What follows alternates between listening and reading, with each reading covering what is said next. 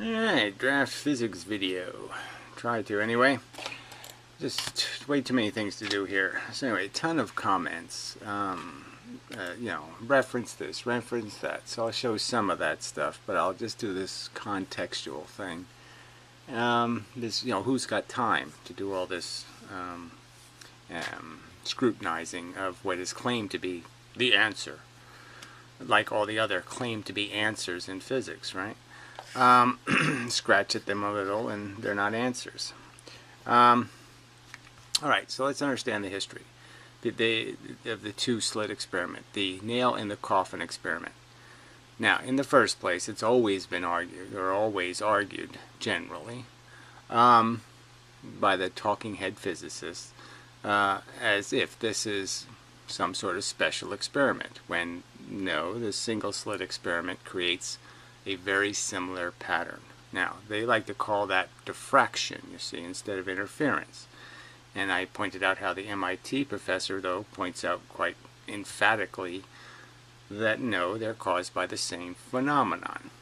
And to explain the single slit, they use this idea of Huygens, where there's an infinite number of something in a confined space. So that's what physics is accepting as a model of reality.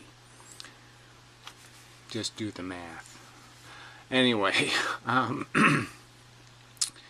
so they come up with all this stuff you heard about, the many worlds, the Copenhagen idea, the radar, that the photon goes through both slits and has radar. All of that stuff is modeled on the idea of two slits and some necessity for two waves to be created to create interference. And yet in the single slit, there is no worry about what slit it went through. We know that the single photon went through one slit, and somehow it turned into two things that interfere with each other. That's the fact. And it's the claim of the established theory. Alright, so they say they have this fantastic math that does all this brilliant predicting and blah blah blah blah blah, and that these wave equations are just perfectly applicable and they don't have to be engineered or mandered into creating the right answer. And of course they do. And the more demanding you are for precision, the more insanely convoluted their equations get. But they will never work because of certain facts. And it's sort of like the general relativity thing. Unless you're willing to just say, we're just going to suspend all practical reality and not accept the fact that the only way light can get across a spaceship going half the speed of light without missing the other side is it has to get there instantaneously. Because the only option, it has to go faster than the speed of light. But no, let's just pretend that that paradox isn't real.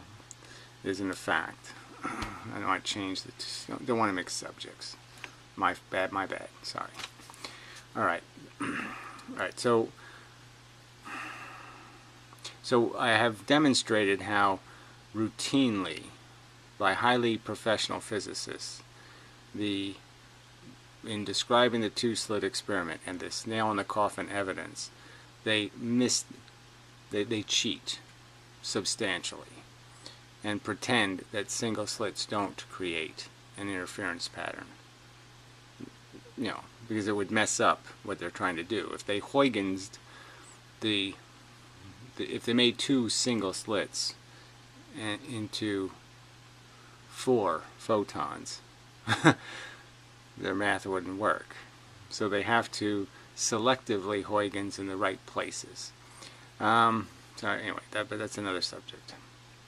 I guess what I want to get to is, so anyway, so I've pointed out, I've shown the Yale professor defending the idea of just ignoring the slits in the double slit experiment, because it's really about the thing in the middle. And then I've shown Professor Lewin pointing out that, look, the same thing creates both these patterns.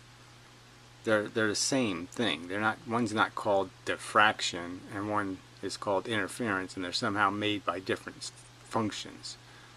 They're made by the same thing. The same mechanism is involved.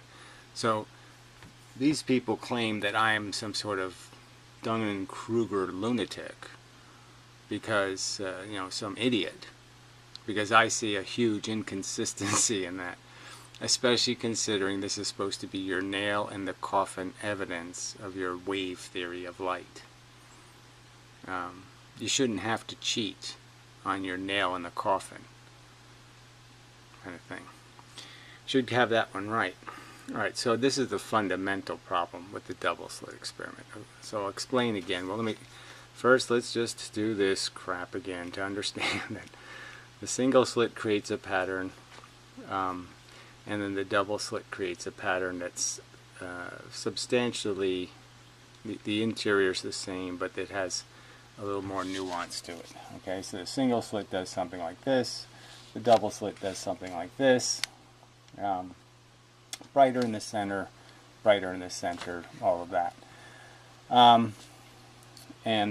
But yes, it's the bars that are the important thing, and the fact that these bars are regulated in the double slit.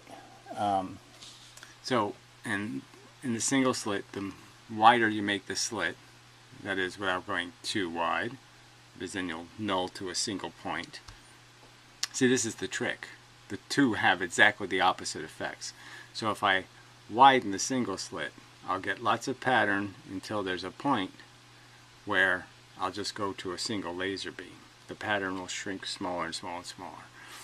In the double slit, the opposite would happen. As I widen the slits, I get more pattern, and as I go even wider, there's a point where I just keep the pattern I have from the single impediment.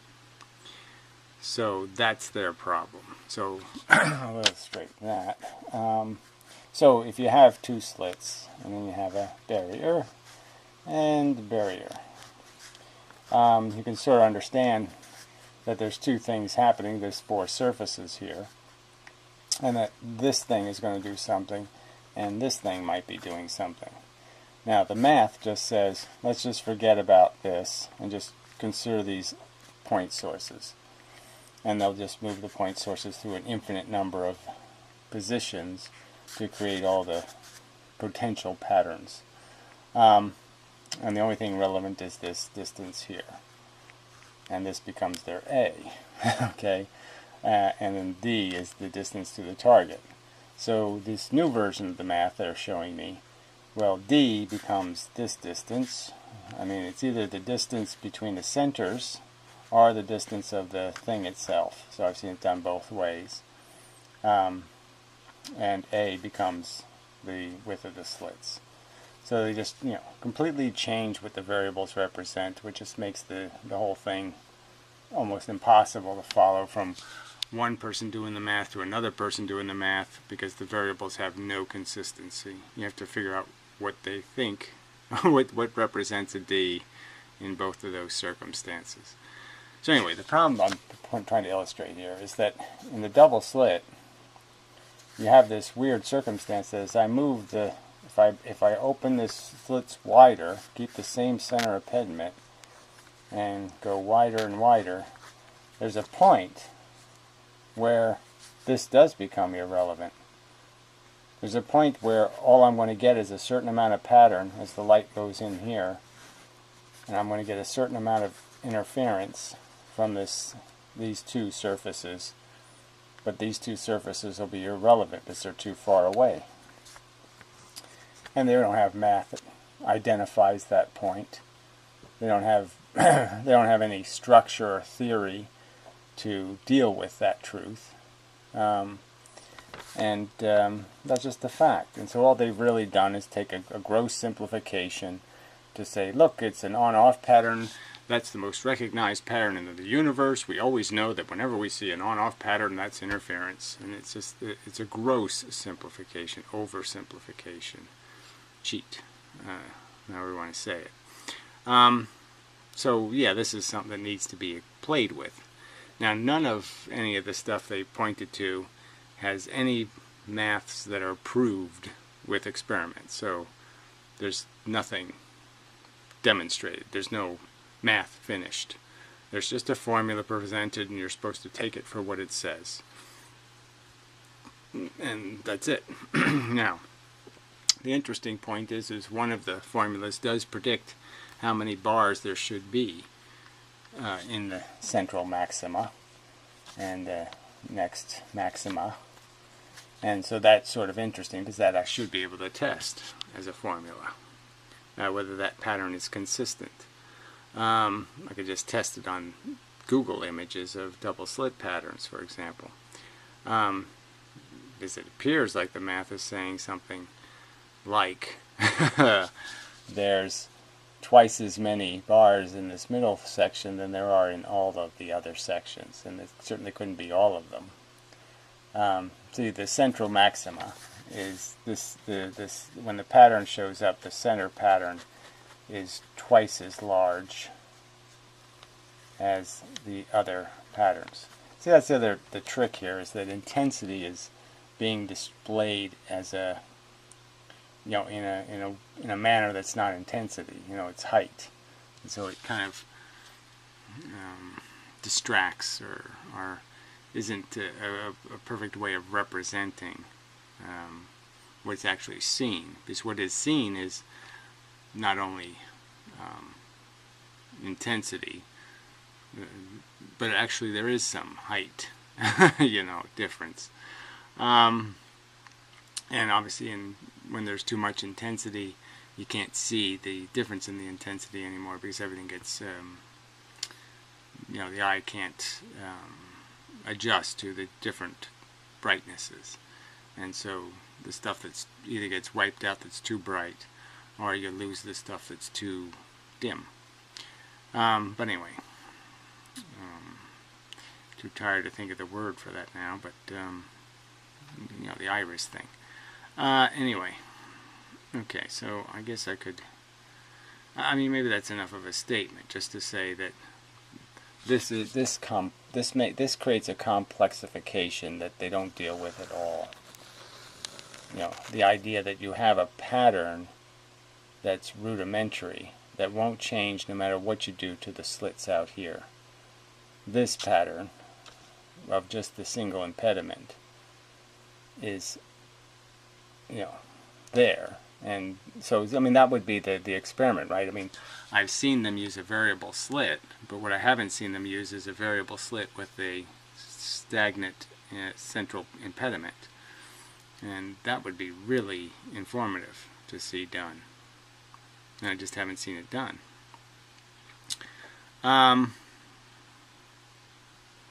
So I'm just saying that, but this is the nail in the coffin experiment. This is the foundational experiment for all of quantum mechanics, the theory behind quantum mechanics. And you would just think, you know, that I shouldn't be doing this, speculating about this stuff, that somebody else would have already done all of this stuff. And they would also think that the story told by the different physicists would be consistent. And clearly the stories aren't consistent. They're very inconsistent. They make very, they're rather emphatic and contradictory statements made by different physicists regarding what's happening. Alright, that's probably enough of that background. Yeah, I just don't, you know, once I start the comments, I'm just going to get pissed off. So I guess I'll go to the couple of the links they sent, and I'll just play, you know, I haven't had nearly enough time to go into all of this bullshit math. And I'm sorry, I mean bullshit in the sense that, you know, it's never very, doesn't explain anything. You know, I mean, frankly, yeah, I whatever. My bad, their bad, I don't know whose bad it is, but they don't make this math followable. Alright, so this is where one link by one of the assholes. And so it says, well, I'll read the stuff before we get here, because it goes through the whole Huygens thing. And it's just funny to read. Each slit has a width A. The distance between the center of each slit is D. So now D is the distance from the center points. Now in the other guy's math, the D is going to be this, the width of the slit, this impediment. Now this, what is this? Since I don't know how they think this is logic, you know, what this represents, because it just doesn't, there's no connect the dots between of this at all. They're both S's here. I don't know if you can see that, but it's both S's. S equals, I think it's an equal sign. I mean, I can't see very well, but that's probably an equal sign. Alright, so it's basically half of D, okay, minus half of A. And then it's half of D plus half of A. What does that mean? The same variable, the two sources are 3 and 5. So if you put actual numbers in here, let's say this thing is 8 and these things are 2's, then you get 3 and 5. Now how is 3 and 5 helpful? Or how is that consistent with the slit widths being A? So what is S? Source is 3 and source is 5. How is that at all useful? For such a big diagram, I just thought it should do something a little more. Okay, I get that. So anyway, and then all of this math goes through here, blah blah blah blah, and you end up with this. By squaring the amplitude, we obtain I, whatever this is, theta thing, you know, 4a squared. Okay, but there's absolutely nothing in here that has the distance to the target. So I don't know how they can judge intensity as an absolute. They must be judging intensity as something relative if they're not going to have distance to the target, I think. But anyway, you know, intensity of what? The central maxima? I mean, this doesn't say anything. So it doesn't finish anything. And again, there's no proof here. There's no, like I said, they never, you know, it'd be nice if they just did some examples. Well, here's a slit with the width this and the width that, and here's what we come up with. And go ahead and do the experiment, and you'll see it comes out that way. So it works out perfectly fine. Yeah, I don't think so. All right. So let me go to this beginning part because it is kind of funny. All right. So here we go. Actually, you're completely right. Most treatments of the Dibble slit experiment have some kind of simplification. Yeah, well, that's not good. The usual idea is that we approximate each slit in the double slit to be a point source. So that's sort of what the Yale guy is saying. Just screw it. Don't bother with it. So what you're really analyzing is the case of the two coherent point sources. You know, or the D, the distance to the middle of them, or the distance, the contrived distance of just the central impediment. It really doesn't need to be the two slit experiment. It can just be the single needle experiment, the single impediment experiment. Is basically all they're basically conceding. This approximation can be justified by the assumption that your slits are really tiny compared to the distance between them and the wavelengths.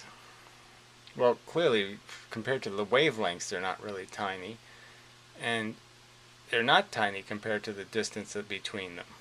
So, where's there any reason for anyone to assume they're any tinier than the single slit experiment? Where's the experiment done where they make the double slit slits smaller than the slits in the single slit experiment? I mean, it seems like the only time they do that is when they want to make the pattern smaller. But anyway, so I was just saying, so this is nail in the coffin kind of descriptions of reality. That they're allowed to say that the slits or widths are so infinitesimal that there's no reason to consider them. When the whole point is they can be any size. And unlike in the single slit experiment, when you make them bigger, nothing happens. In the double slit experiment, you make them bigger and something still happens, which is really important. Alright, when each slit is tiny, there are less amount of wavelets. Okay, so these are the Huygenses coming out. There are infinitely many, but hopefully my point still makes sense. So there's less wavelets when the slits are tiny. And again, so the implication is that somehow the slits are smaller than the single slit. And the evidence is exactly the opposite. Because the only way they make that silly almost no bars pattern in the single slit experiment is to make the slit tiny, tiny, tiny.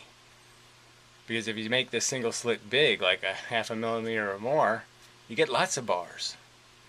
So if you use a 0.5 millimeter or more slit opening in a double slit, you get lots of bars. Good pattern. So this whole thing that is somehow an infinitesimally small slit in the double slit, I don't think that's true. I don't think so. Alright. So there are an infinite many, but hopefully my point still makes sense. So again, that's the game they play. Well, yes, it goes faster than the speed of light, but no, it doesn't really. And if there are less amount of wavelets coming out, there are less of them to be out of phase. I mean, imagine it's still a percentage that are out of phase, so what's the difference? Yeah. Anyway, I mean, that's just...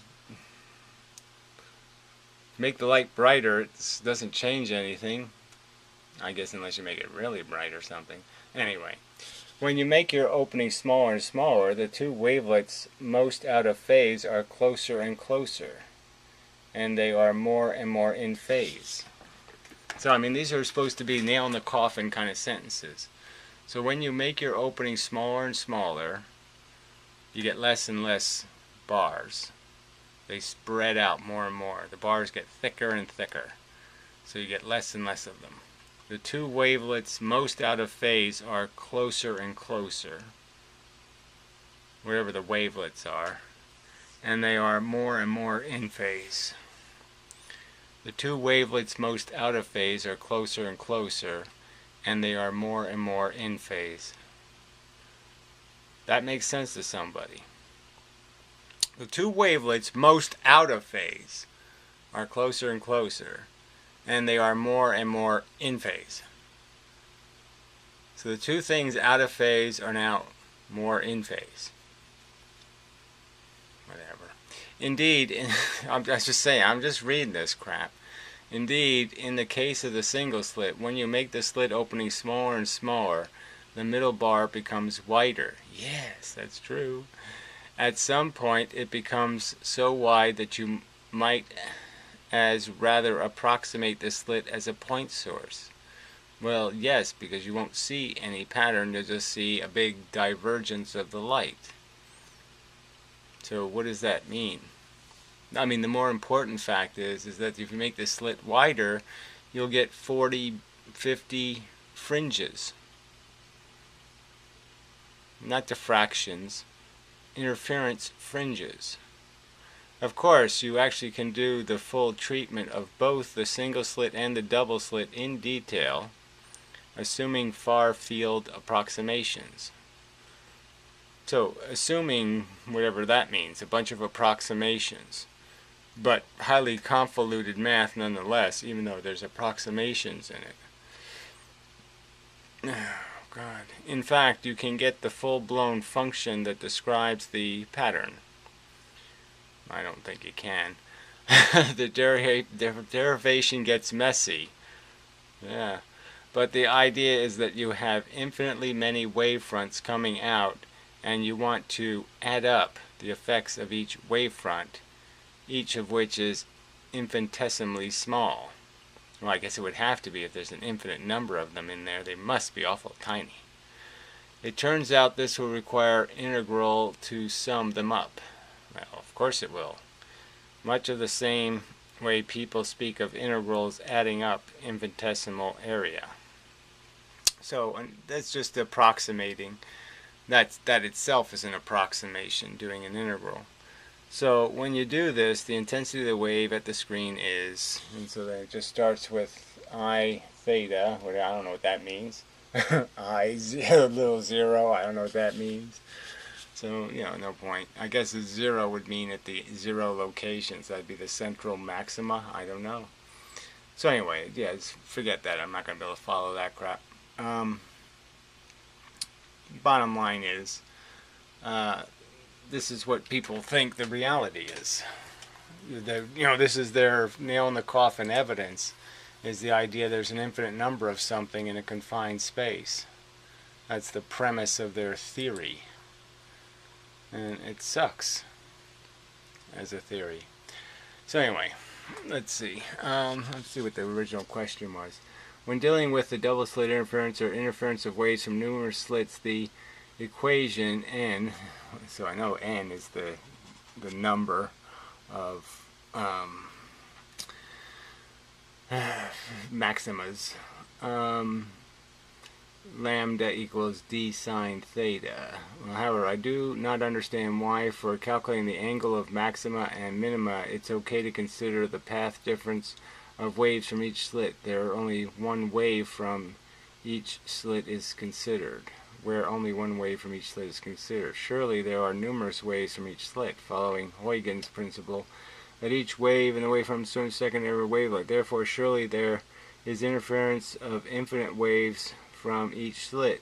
Therefore, surely it is unfair to assume that if one wave interferes in a certain way with another wave from another slit, then all the waves from each slit will interfere the same way.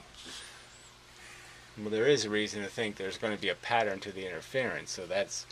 So it's kind of funny that this answer wasn't even to a question that really, it was more of a question about how do you reduce an infinite number of things to the simplicity of the pattern, and that explanation could come out of the whole, this is really just a divergence. So that's where the pi comes in. So I think they do inject pi into these equations because they're basically taking a straight line, turning it into a curved line to create the approximated points, and then you're just approximating, like you're cutting a pie that you could cut. Obviously you could cut a pie into an infinite number of slices, but to get the point of it, you just need 4, right?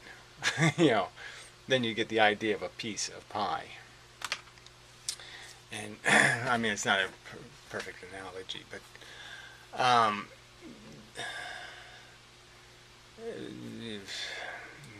it's not a perfect analogy. So anyway, so this diagram is the cliche. Let's superimpose the complex pattern, with the dull version of the single slit. So again, the single slit can produce 40 of these bulges. 40. And they always draw it like this. Always. And the end result of this equation is, just like these others, very confusing.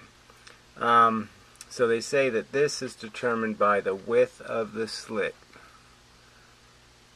So that's what they're saying, is that this distance is determined by the width of the slit, which means that all the distances must be.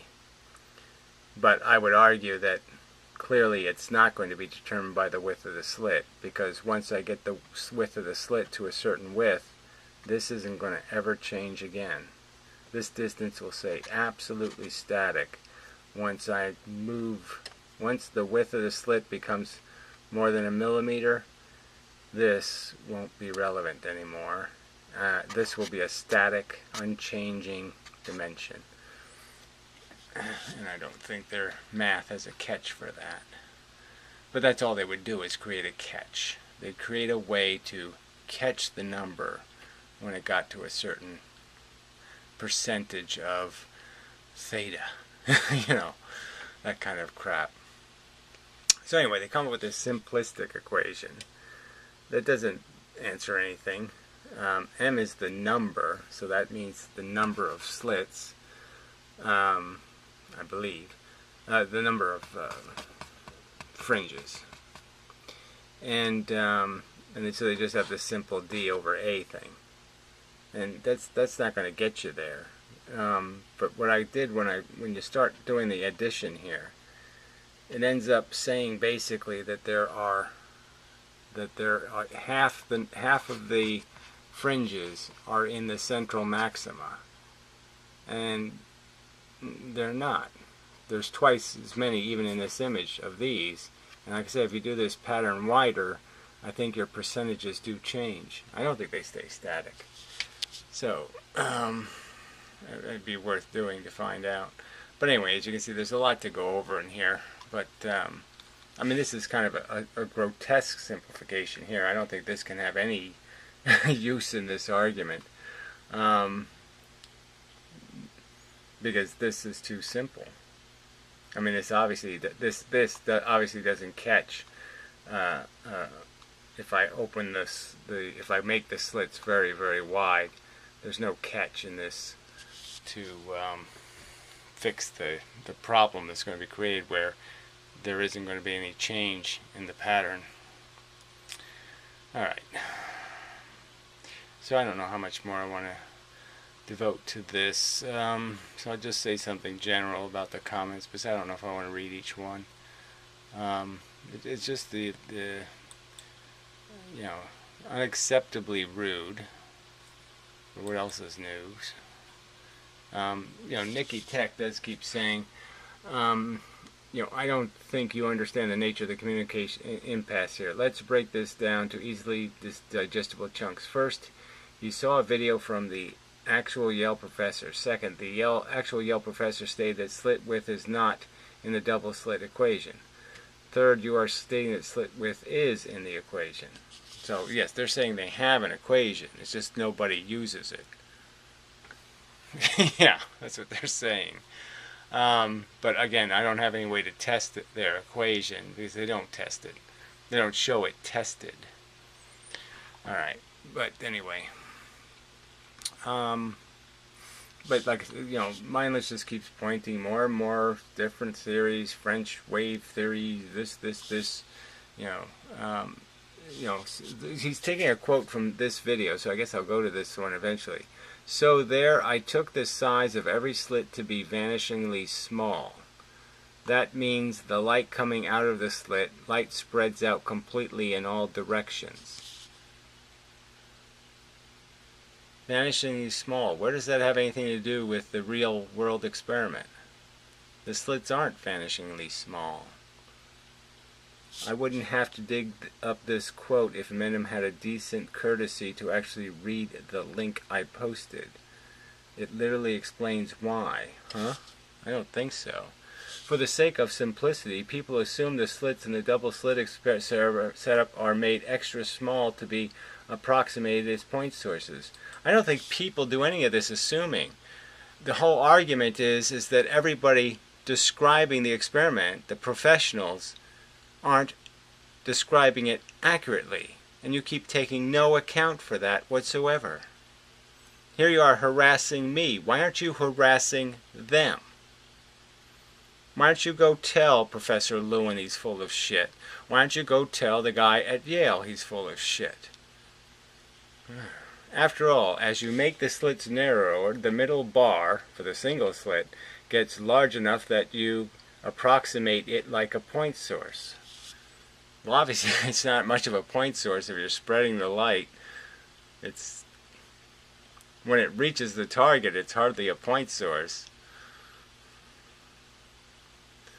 Again, the link actually answered that too. Okay, so what link? This YouTube video? Well, you have to read the link I posted. What link? Oh, he's just so annoying.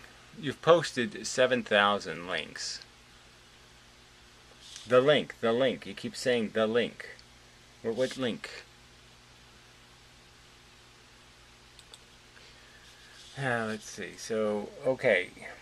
Tell me if this is satisfactory enough. The reason he states the slit width isn't in the equation is because, for the purpose of making things simpler, he is approximating the slits as point sources.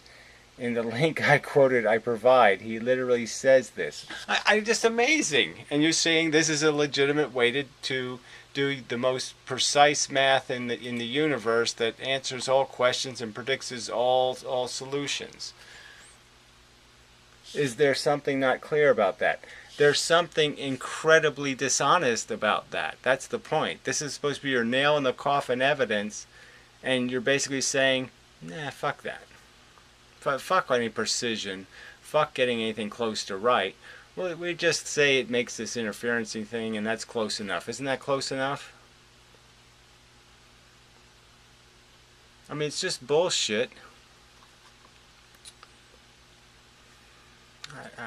It's just really... I mean, this guy, the Samuel Hayden guy, I guess I should just block him now. Why anyone bothers responding to Nikki Tech is beyond me. So Nikki Tech just writes a simple question, right? This was not in any way rude or obnoxious. It's just saying, look, this is the argument and its progression. Why don't you explain why the Yale professor is saying what he's saying, and then why don't you explain why, he could have added, why Professor Lewin is saying what he's saying, instead of giving me grief. That's good enough and should warrant a serious reply. Gary, if you read this, here we go. Here's Marble's explanation of why the Yale professor stated there is no slit width in the equation. The reason he states is the slit width isn't in the equation is because for the purpose of making things simpler. Okay, I'm just saying the simplification has nothing to do then with what the actual pattern does, because clearly if I took a double slit experiment and I widened the outside barriers, the outside part of the slit, I'm going to create huge changes in the pattern. And apparently their math doesn't know what that is or how to deal with that. He is approximating the slits as point sources. Well, why don't we just approximate the single slit as a point source then? Oh, that's right, because then there wouldn't be any Huygens, there wouldn't be two photons, there wouldn't be any math at all. It would just, the laser would go straight through and be a point. So, yeah, that doesn't work at all, does it? In the link I quoted, I provide, he literally says this. This could represent progress. I don't think it does, but anyway. Anyway, it's a ton of crap here. Just a ton of it. So he did this whole Dunning-Kruger thing, which is really obnoxious. Who is this unaccountable motherfucker? Who is this prick who sits there and claims to know what he's talking about, know this and know that, and he can just keep citing me to all these links? He's nobody. One subscriber. So he's a big fan of Aaron Ra and Holiday, the dumbest motherfucker on earth. Conference report. Yeah. So what else have we got on this list of douchebags? Looking glass. I don't even know what that means. So anyway. But what's your deal? You fucking asshole. I mean, you don't deal with the argument being made ever. You just keep reiterating. Lasers shoot crooked when they're going fast. That's the way it is. Lasers shoot crooked. Whatever. Oh, here's something Feynman said. Lewin and the Yale guy's dicks are so far up your ass. Okay, so isn't that amazing? He's saying that to me. Right? I'm just looking for what conventional physics says is your physics. And here you're sitting there saying, these are my guys? These aren't my guys. Oh, man. You can't even see the real full equation when it's literally in front of you. Walter Lewin is a fucking meme. What? And that's all you can attach yourself to. I think Walter Lewin's full of shit. He's a Huygens fan. I think Huygens is a silly and preposterous starting point. It has no chance of being the truth. It's crap, okay? And you're getting the right answers for the wrong reasons, as it has been pointed out. And that's all there is to it. You stupid, smelly, tofu-brained. I don't eat tofu, idiot. No one is saying Einstein said this, Feynman said that. No one is? I think that's all that Pirro ever did. You are. No, you are. Because you have no capacity of understanding any actual physics beyond cartoon memes. So again, this is coming from this fucking cunt. So here I'm arguing for a completely different theory. A particle theory. I'm arguing, and these assholes tell me they have a great theory. They have it all figured out. It's all great. We got this stuff nailed. It's nail in the coffin. It's a wave. We know it. We're sure. And I'm like, no, it's not. The space isn't bent. There's no wave crap. It's bullshit. There's no ethers. There's no fucking fields. There's no fucking time dilation in a dimension thing because time isn't a fucking dimension, you fucking idiots. I'm arguing with all this shit. But the only way I can argue with it is I have to go to who your people are. So you're again another one of you're your own dung and cruder outsider. You're saying the conventional physics is wrong. They're stupid. They're idiots. They're memes. They're cartoon physics. Cartoons, he calls it. I mean, what the fuck? Those other experiments are not double slit experiments. Oh, I'm sorry. They are too. It's the same damn thing. The one has 2 point sources pointed at a mirror. Now, how isn't that a double slit experiment? Right? So one has 2 point sources at bent mirrors. So you get the idea that it's basically the double slit experiment, because now you're just creating 2 point sources and now you're bending the mirror to create the difference in length, path length. And the other experiment is a single slit, but with a mirror where the double slit would have been, where the next slit would have been. So there's a distance and then a single slit and then a plane mirror. So obviously the mirror is just reflecting the light from the one slit and creating a second slit in a way. What an asshole. Anyway. Where does interference come from in the Fresnel biprism or the Lloyd mirror? Yeah, both of those experiments. I just described both of those experiments. Go on, idiot, he says. Alright, so at 39:05 he says, I said, what wave equation are you applying to electrons? I think Einstein made it clear that electrons move by energy. You don't need a wave equation. Yeah, you have no clue at all, he says. I was talking about light wave equations, not about electrons. Light wave equations related to, you use the word electrons, I was just pointing out. So I don't know what light wave equations have to do with electrons. If the end effect is going to be the electrons have to be moved in the quantized way. You stupid retard. You're literally saying a bunch of crap that has no relevance, thinking like it's going to mean something. Well, the point is yes, I do think it's going to mean something because frankly I think it is the truth, okay? Light isn't a wave, it's quantized energy. I don't ask about how light releases electrons. I didn't ask about how light releases electrons. No, what you're getting to though is why there's a perpendicular release of virtual photons, EMF. I asked how light waves oscillate electrons sideways. Okay, so now you're saying you actually think they oscillate sideways. Okay. I was asking how light waves oscillate electrons sideways exactly the same way as predicted by Maxwell's equations. Says you, that's not what Maxwell's equations predict. I mean, you can interpret them that way. You can come up with a Copenhagen or a many worlds interpretation, but those are just interpretations. They have nothing to do with the fundamental equations. The fundamental equations are just saying the force. The fundamental equations aren't explaining the nature of the force.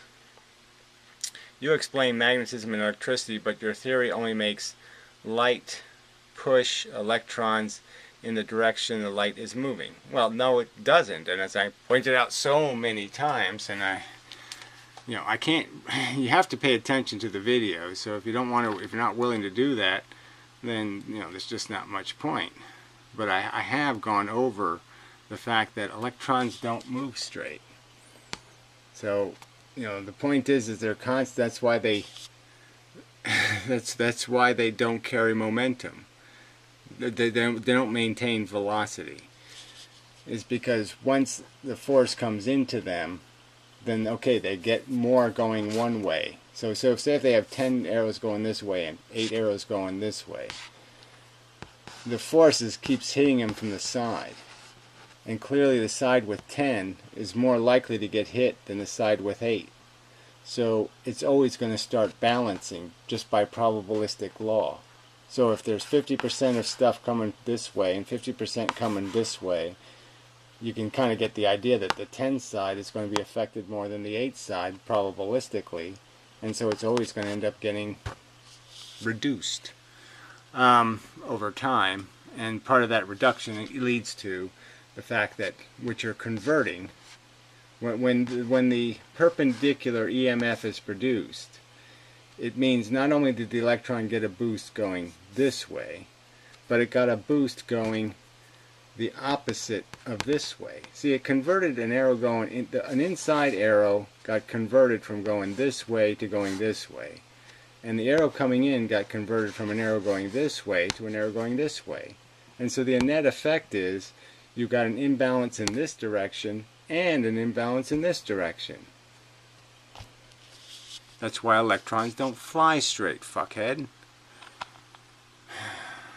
So that's not a light treatment. That's not trivial. You're so rude. Alright. You know, so that's probably enough. Like I said, there's so much crap here. You know, I just don't know if I have the time or the will to be obedient to all of this. I mean, Brian Greene. So apparently he likes Brian Greene. So he doesn't like the Yale professor, and doesn't like Lewin, but he likes Brian Greene, who I think is a string theory guy. Can't remember. Anyway,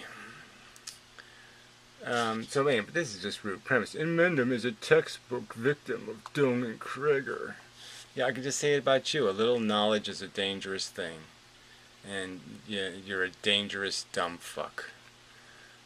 This effect is corroborated by countless times and Mendham spouted complete nonsense. Like what? Yeah, right. You can't get light to the other side of the spaceship if the spaceship is moving without giving it a second momentum, and that's a problem. Yeah, oh yeah, I'm stupid. You people gave light 2 momentums. I'm the idiot. He thought reference frames are fucking boxes or something. Well, they might as well be. Certainly when Einstein bent light, it's a box, in the sense that the light goes into the gravity well and then the light has to pull its way out of the gravity well. So there's a conservation there. But in your time frames, there's no conservation, which demonstrates he has negative capacity to attack SR. I don't even know what that means. That's silly.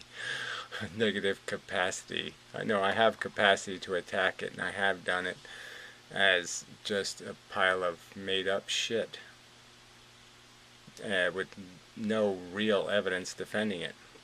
But the magic frames take care of it all, because somehow the frames know how, somehow where to create the borders. Right, exactly. So you create, like I said, it's just, you know, I mean, you could have made it easier experiment to describe. I mean, you're shooting light across a spaceship. The spaceship wall is moving. They're claiming the light can figure out that the spaceship is moving, go this extra distance, and somehow it's not it's not moving that way, and it didn't have to move faster than the speed of light to get there. I mean, where's the conservation in any of that? I mean, how does how does this light that has to be going faster than the speed of light, how does it slow down when it goes through the hole? How does it know, oh, I'm not supposed to go faster than the speed of light? I have to stop doing that. The baseball can't do it. When I give a baseball two momentums, it doesn't get to say, I went out the bus window, now I'll slow down to regular speed. So when I give a baseball two momentums, it doesn't figure out, oh, I'm in the real world now, I'll just go back to regular speed. But somehow a light photon does. And I say that's a pile of shit. Well, anyway, I'm not going to do there's no point in doing all this.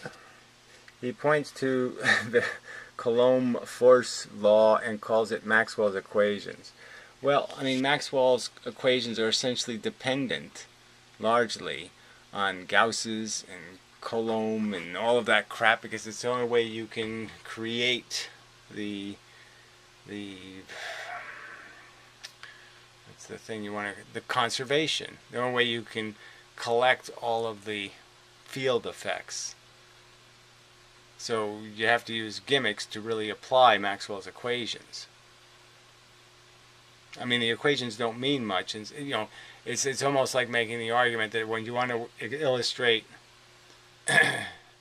you know, the true nature of something, you create the infinite plane, you know, in these kind of equations. And if you create these infinite planes, like if I create an infinite light source, you know, a plane light source, then no matter how far I would go away, the light would always be the same intensity. Those kind of things can't be illustrated without, you know, those kinds of mechanisms. So maybe you don't see the connections between them, but I do. You can apply to gravity, also known as, yeah, exactly. Well, I'm just saying, if you don't think Maxwell's equation, so here it says right here, you can apply it to gravity. He also shows no understanding of what Gauss's law. And well, I'm just saying, the very point is that Maxwell's equations are essentially a recognition that magnetism is functioning in a lot of fundamental ways the same way as gravity. That these forces are related. Shit. I mean, Maxwell's equations are nothing without the inverse square law. And that's the whole point of the infinite plane, because it gets rid of the inverse square law. And then when you make the infinite wire, it becomes, you know, the is it r cubed or just r? I guess it's just r. The r rule, where, you know, now you're only r squaring in one dimension, and so it's half the effect. Anyway, I mean, fuck. I mean, this is just useless tripe, you fucking cunt. I mean, if you can't refrain from your petty bullshit remarks, then fuck you. Go away. So anyway, this shows he has no awareness of relativistic Doppler formulas. Yeah, well, I don't have any real awareness, because I think they're wrong. I think that's why they don't have the speed of anything correct to the universe. And here's bringing up Dunning-Kruger again. But here's another reason Mendham is an example of Dunning-Kruger effect. He can't distinguish established physics from Pirot's EMF conception of light. Established physics. I can't distinguish established physics from Pirot's EMF conception of light. No, I am making that distinction. I've made the accusation that I'm not going to argue Pirot's special physics. What's the point of doing that? I have to argue with the established perception, not Pirot's. It's really an ether. You can't distinguish when someone knows what he's talking about. Like who? You said Lewin doesn't, okay, and the guy at Yale doesn't. Who do you think knows what they're talking about? You? Fucking idiot. From someone who doesn't. Let's compare the symptoms of this effect in Mendham's characteristics. Failed to recognize their own lack of skill. Well, I think I've been pretty skillful in the sense that I've created a theory that, like Einstein's bent space, actually does work. It actually does meet most of the observed findings in the universe. And I've created something very simple, a mechanism that not only creates photons, but explains EMF and also explains the strong nuclear force. Well, there's no point, in arguing with somebody this stupid. I mean, obviously, my own skill is not insubstantial. That I engineered, okay, a mechanism that made particle theory explain gravity, and without the same thermodynamic problems it had 300 years ago. Failed to recognize the extent of their inadequacy. By your definition. Failed to accurately gauge skill in others. Like who? I mean, again, who are your heroes here? So you go ahead. The guy at Yale's, nah, not so good. Professor Lewin, he's an idiot. So who are your heroes? Recognize and acknowledge their lack of skill only after they are exposed to training for that skill. Whatever that means. Yeah, I'd love to see anyone actually dispute this. I dare anyone to say I'm wrong. Well, I think you're motherfucking cunt wrong, and I think you're a coward. If you're going to type this kind of crap, then you ought to make videos, you coward. You ought to put your fucking name and reputation on the line. If you think I'm so full of shit, why not dare? Okay? Why not put yourself out there? Okay? So I can do what I'm going to do to Piero for the rest of his life, which is humiliate the shit out of him. Because you people are just authoritarian tyrants. I've pointed out how 99% of the available content on physics is trivial treatments of the truth. Trivialized and inaccurate. And you don't say anything about that. You don't do anything about that. You type this crap to me. Why don't you do this Dung and Kreger crap to Lewin and the guy at Yale? And why don't you do it to even your Brian Greene guy? Why don't you do it to all those people? I think Brian Greene pointed out in a video once that, physics is pretty embarrassing. Because, oh yeah, 1/3 of them think it's Copenhagen, 1/3 of them think there's multiverses, and 1/3 of them thinks whatever the other stupid idea is. And it's about a double slit experiment where if they just look at the single slit, they don't have to worry about all their stupid fucking idiotic interpretations, because all their interpretations go away. No more need for interpretations anymore. You don't have to worry about what slit it went through. Anyway, fuck you.